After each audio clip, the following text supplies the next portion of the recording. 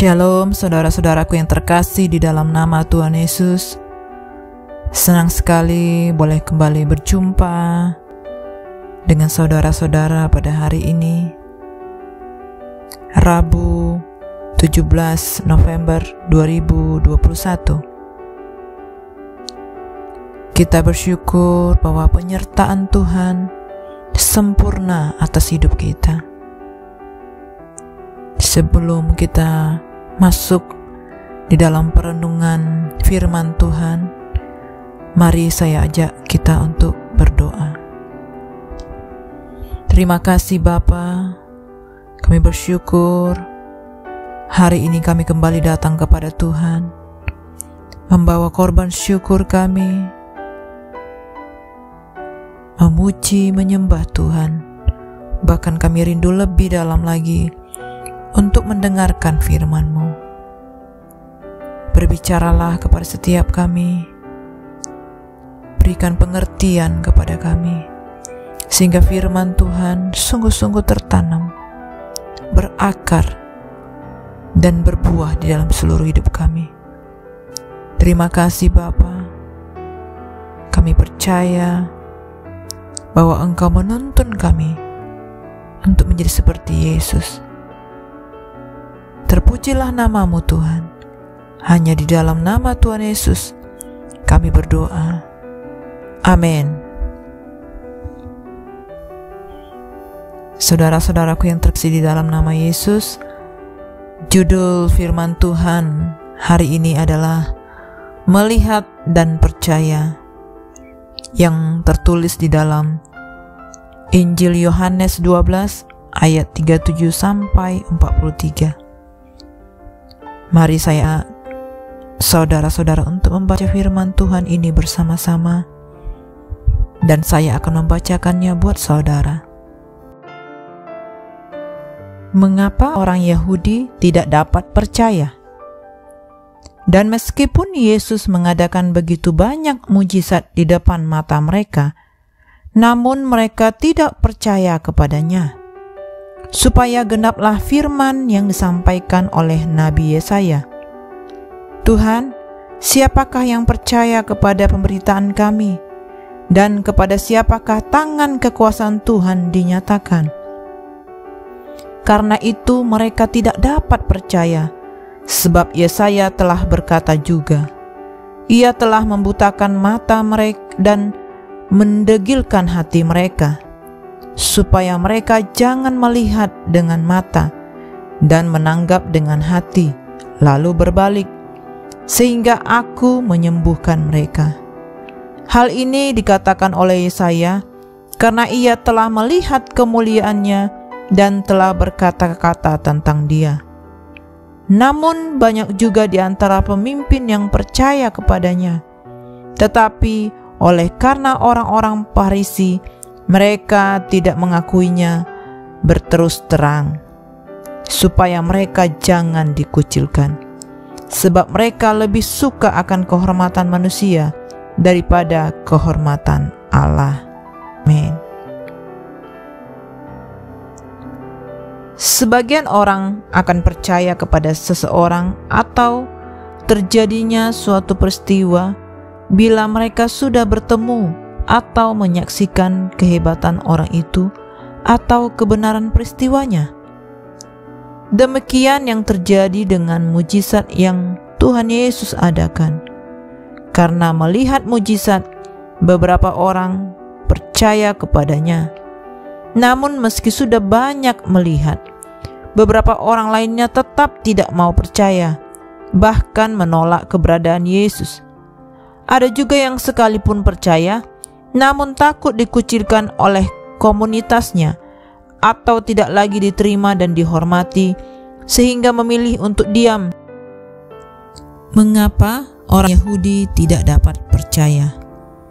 Dan meskipun Yesus mengadakan begitu banyak mujizat di depan mata mereka, namun mereka tidak percaya kepadanya, supaya genaplah firman yang disampaikan oleh Nabi Yesaya. Tuhan, siapakah yang percaya kepada pemberitaan kami, dan kepada siapakah tangan kekuasaan Tuhan dinyatakan? Karena itu mereka tidak dapat percaya, sebab Yesaya telah berkata juga, Ia telah membutakan mata dan mendegilkan hati mereka, supaya mereka jangan melihat dengan mata dan menanggap dengan hati, lalu berbalik, sehingga aku menyembuhkan mereka. Hal ini dikatakan oleh Yesaya karena ia telah melihat kemuliaannya dan telah berkata-kata tentang dia. Namun banyak juga di antara pemimpin yang percaya kepadanya, tetapi oleh karena orang-orang Farisi, mereka tidak mengakuinya berterus terang, supaya mereka jangan dikucilkan.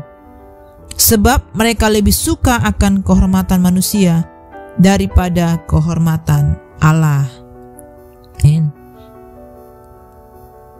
Sebagian orang akan percaya kepada seseorang atau terjadinya suatu peristiwa bila mereka sudah bertemu atau menyaksikan kehebatan orang itu atau kebenaran peristiwanya.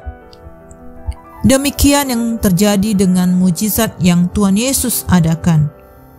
Karena melihat mujizat, beberapa orang percaya kepadanya.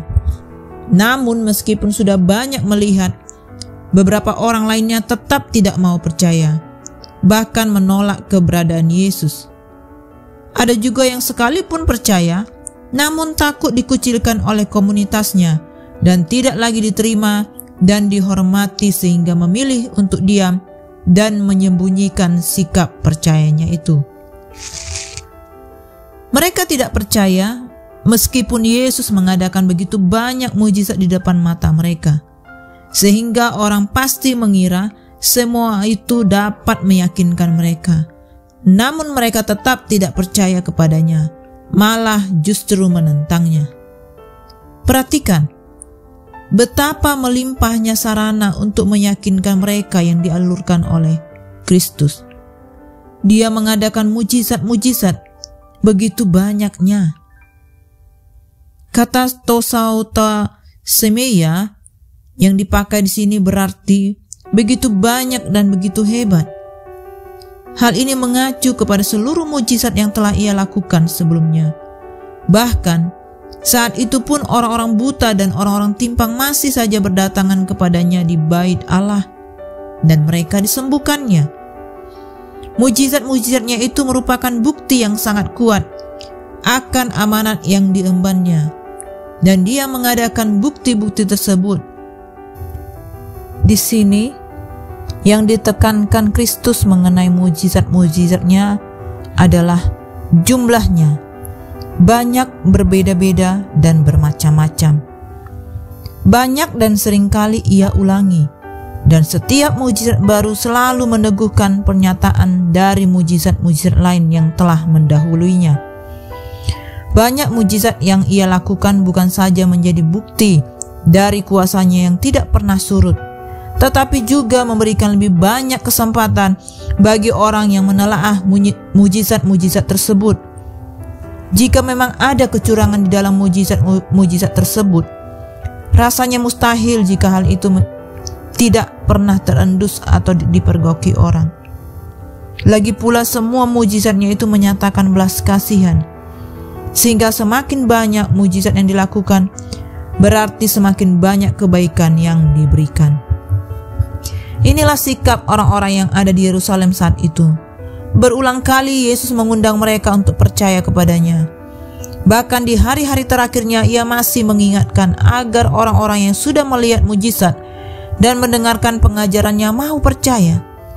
Namun mereka tetap tegar, sama seperti orang-orang Yahudi pada zaman Nabi Yesaya, ketika sang Nabi mengajak mereka untuk bertobat dari sikap pemberontak mereka kepada Tuhan. Kondisi ini juga menggenapi nubuat Yesaya. Terhadap pemberontakan manusia, Tuhan jugalah yang berdaulat atas mereka. Tuhan yang membuat telinga mereka tidak mau mendengar, mata mereka tidak mau melihat, dan hati mereka menjadi degil. Mengerikan sekali kalau kesempatan yang Tuhan berikan itu tetap direspon dengan kedegilan hati. Maka masa anugerah Allah itu juga akan tertutup. Bila saat itu tiba, tidak ada lagi kesempatan bagi manusia untuk berbalik dari dosanya kepada Allah. Tidak ada lagi pengampunan atau pemulihan dari dosa. Kita sendiri tentu telah melihat dan terus-menerus merasakan kebaikan dan kasih Allah, serta perbuatan-perbuatannya yang ajaib dalam hidup kita setiap hari. Semua itu adalah cara Allah memanggil kita untuk menjadi percaya kepada Yesus Kristus, Anak-Nya. Selagi pintu anugerah Allah masih terbuka lebar bagi kita, selagi masih ada kesempatan untuk percaya, marilah datang merespon panggilan Tuhan. Demikianlah firman Tuhan yang dapat kita baca dan renungkan. Mari kita memiliki hati yang lemah lembut untuk Tuhan bentuk, sehingga setiap mujizat Tuhan yang kita alami setiap hari membawa kita masuk lebih lagi semakin mengenal Tuhan, membawa kita semakin bertobat dan tinggal di dalam firman Tuhan. Mari Bapak Ibu Saudara, saya ajak kita untuk tutup di dalam doa. Terima kasih Tuhan, terima kasih Bapa yang baik. Hari ini kami terus dikuatkan, diteguhkan melalui firman-Mu. Kiranya firman-Mu semakin kuat tertanam, semakin mengajar kami, bahkan membawa kami untuk senantiasa setia sampai akhir. Berkati kami semua dimanapun saat ini kami berada. Kami rindu, iman kami bangkit. Kami percaya sepenuhnya kepada Tuhan. Terima kasih Bapa. Terpujilah nama-Mu. Hanya di dalam nama Tuhan Yesus kami berdoa dan bersyukur. Amin. Selamat pagi.